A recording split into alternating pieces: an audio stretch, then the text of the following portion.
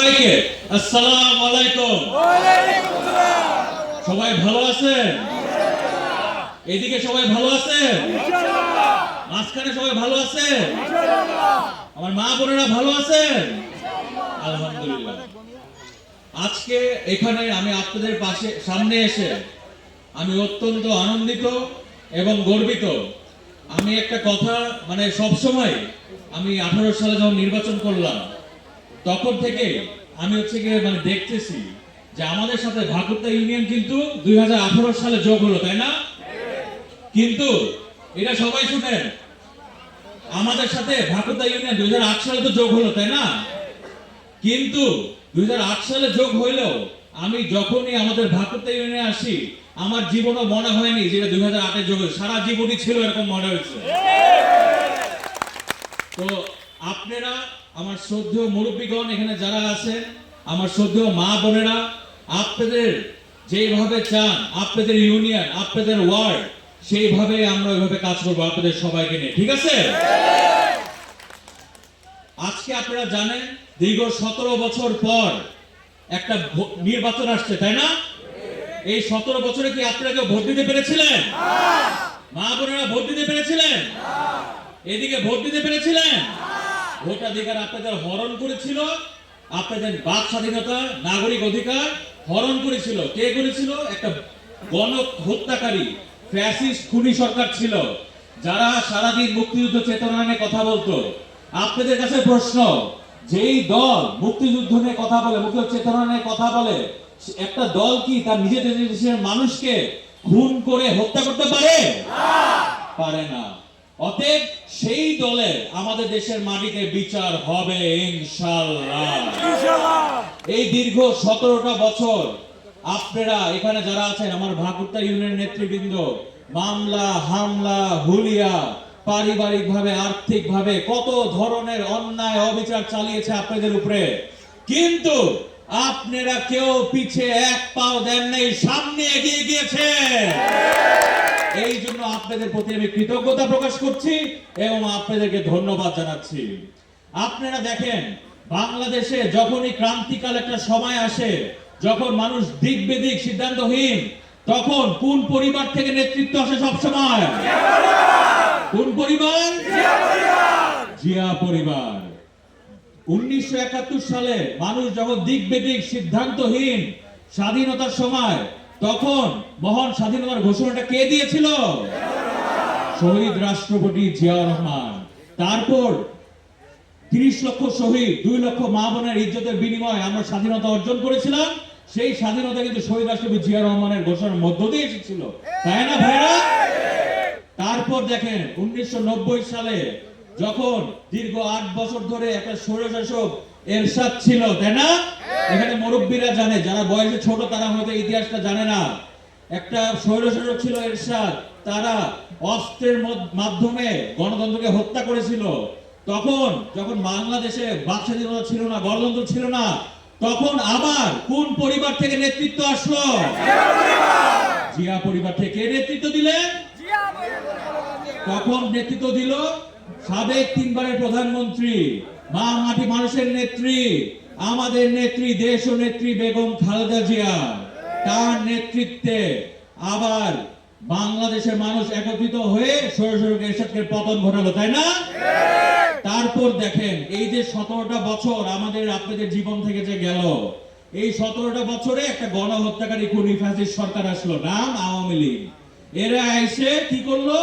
নিজেদের ভোট নিজেরাই দিবে, এইভাবে সংবিধান সংশোধন করলো, তাই না? আপনারা তো কেউ ভোট দিতে পারেন নাই।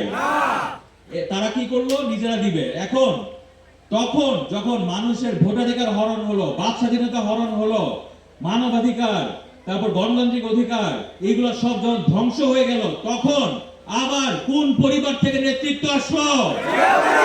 জিয়া পরিবার থেকে। তখন আমাদের নেতা বিএনপির ভারপ্রাপ্ত চেয়ারম্যান জনাব তারেক রহমান, তার নেতৃত্বে আপনারা আমরা সবাই মিলে একসাথে ঐক্যবদ্ধ হয়ে তার নেতৃত্বে আন্দোলন সংগ্রাম শুরু করলাম। কিসের জন্য? বাক স্বাধীনতার জন্য, গণতন্ত্রের জন্য, ভোটাধিকারের জন্য এবং মানবাধিকারের জন্য। এই আন্দোলনে আমাদের নেতা ইলিয়াস আলী গুম হয়েছে, চৌধুরী আলম গুম হয়েছে, ছাত্র নেতা সুমন গুম হয়েছে। সর্বশেষ ছাত্র জনতা আন্দোলনে আমাদের অসংখ্য নেতাকর্মী খুন হয়েছে। চিটাগংয়ে ওয়াসিম উনি খুন হয়েছে।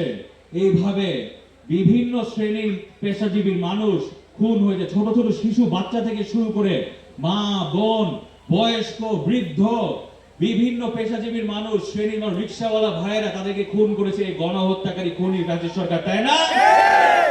এখন আপনাদের কাছে আবার ভোটাধিকার ফেরত এসেছে। 17 বছর পর ফেব্রুয়ারিতে সবাই ভোট দিবেন। কোন মার্কাটায় ভোট দিবেন?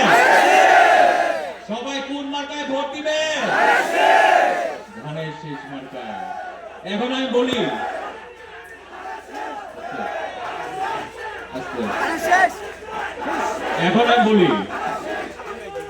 আপনারা তো একটু আগে দেখলেন যে কিভাবে আমাদের ঢাকা 2 আসনকে সাজানো হয়েছে, কি অঙ্গীকারগুলো আমরা করেছি, দেখেছেন না সবাই?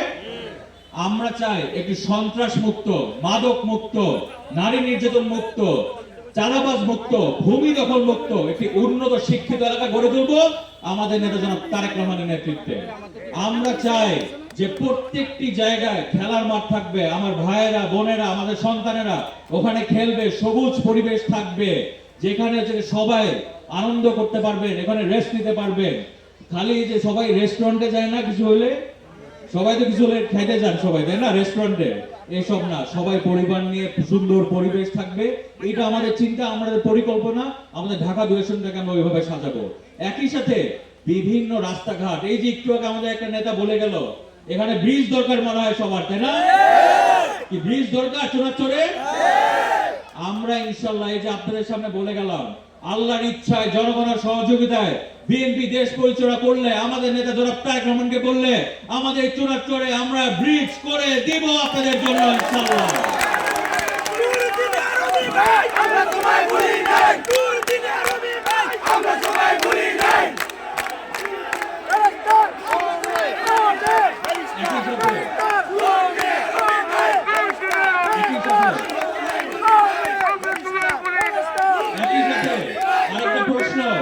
আমার মা বোনের জন্য, আপনাদের কি গ্যাস আছে? এই মা বোনেরা আপনাদের কি গ্যাস আছে? ওই যে পিছে মা বোনেরা গ্যাস আছে? আপনাদের গ্যাস নাই। এই যে দেখেন 17টা বছর গেল, একটা গণহত্যারী খুনি ফ্যাসিস্ট সরকার ছিল, গ্যাসটা তো দিল না। আমরা আল্লাহর ইচ্ছায় জনগণের সহযোগিতায় আমরা দেশ পরিচালনা করলে আমাদের নেতা জনাব তারেক রহমানকে বলে আপনাদের এখানে গ্যাস সংযোগ আমরা দিয়ে যাব ইনশাআল্লাহ।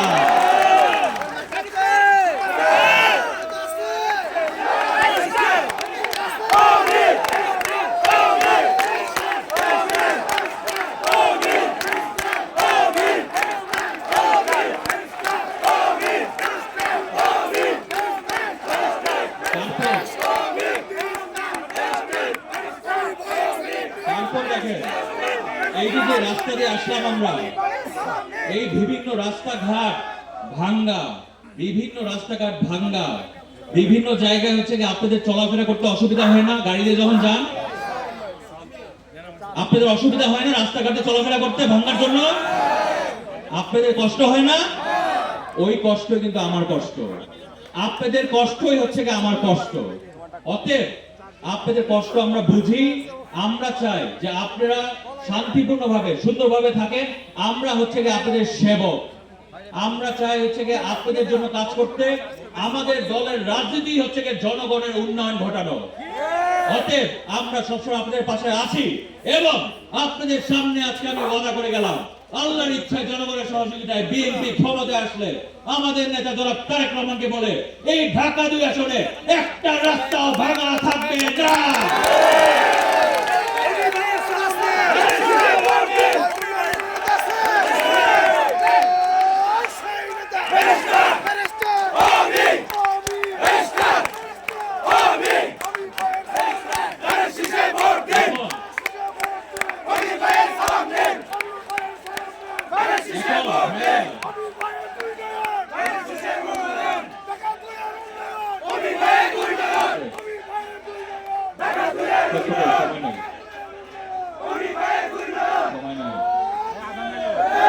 এখন ভাইয়েরা মা বোনেরা আপনাদের কাছে অনুরোধ, আমার বাবা আমানুল্লাহ আমান সাহেব যেইভাবে ঢাকা 2 আসনকে কেরানীগঞ্জের জন্য তার সারা জীবন বিলিয়ে দিয়েছে আপনাদের এই এলাকার মানুষের জন্য, এখন সামনে তার অসমাপ্ত কাজ সম্পূর্ণ করার জন্য আপনাকে আমাকে সহযোগিতা করবে, দুই হাত তুলে দেখাবেন সহযোগিতা করবে। ধন্যবাদ, ধন্যবাদ। আপনাদেরকে নিয়ে